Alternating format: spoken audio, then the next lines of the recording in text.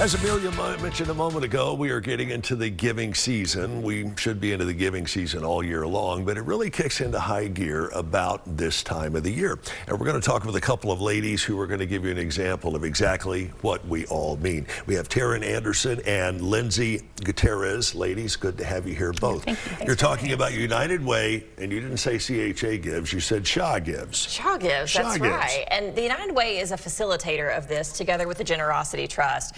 But it is not just about giving to us. It really is a platform for over 40 different nonprofits from across our community to come together and ask people to give during the season. All right, tell me where you come into play on this and what Generosity Trust is and does. Sure, Generosity Trust exists to empower generosity in our community, and so we have many donor-advised funds, we have community collaboration, and one of these collaborative efforts is sponsoring this CHAGives platform with United Way.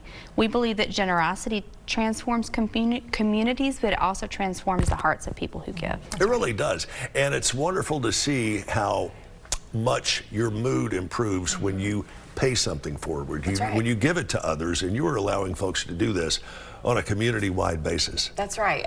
Volunteerism and generosity both have huge mood-boosting efforts, but also we know that when we see a friend or a family member or someone else in the community give, that people are 40% more likely to give themselves. And so we're not just asking people to give to CHAGives, where they can find the different nonprofits there, but we're also asking them to share out this message so that their peers, their friends, their family members will also be encouraged to give. Now, this particular program has been reinstated after a couple of years off. Yeah. What led to the time off and what led to the reinstatement? I think when we we're thinking about bringing CHAGives back this year, we were really thinking about the collaboration and community convening that needed to happen.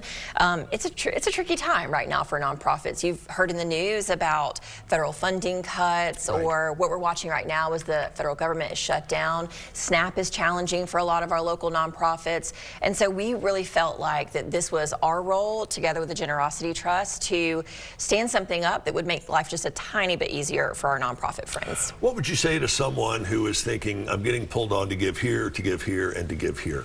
What would you say to encourage them to give to what you all are doing? Sure, I would say each person has their own priorities in their heart that they know that they're called to give to, and that's okay. What you're called to give to, what I'm called to give to, is not the same thing.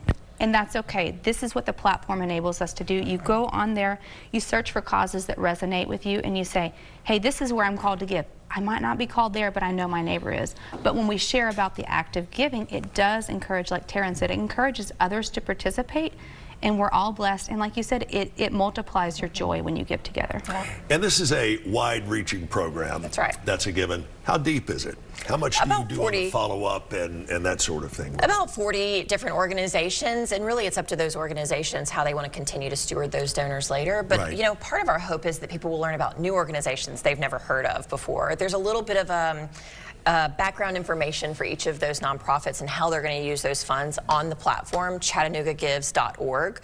And so they'll have the opportunity to go in, and maybe they think they know who they're going to click on, and maybe they're moved to give to a couple of extra places. So we really do hope that it encourages giving all across our community. And this is also a great way for parents to encourage their children to go ahead and get in the habit of giving and giving early. I love that. I have college-age students as well, and I'm trying to teach them the habits of generosity.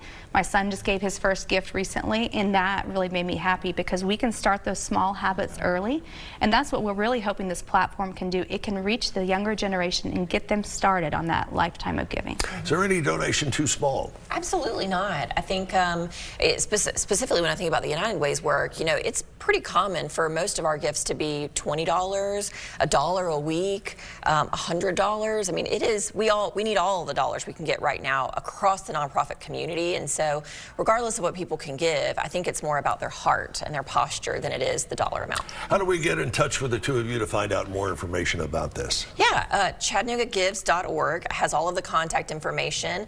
CHAGives has its own platform as well on social media, and so they can find us through Instagram and things like that. Or if you prefer phone, you can just call us at the United Way. There you have it. All right, Terran and Lindsey, good to see you both, and I hope you go over the top in your goals, and I hope you surpass the goals by far and away. Thanks, Chip. Take a look at what they're doing, because when you're making a donation, you're not just making a donation, you are making a difference.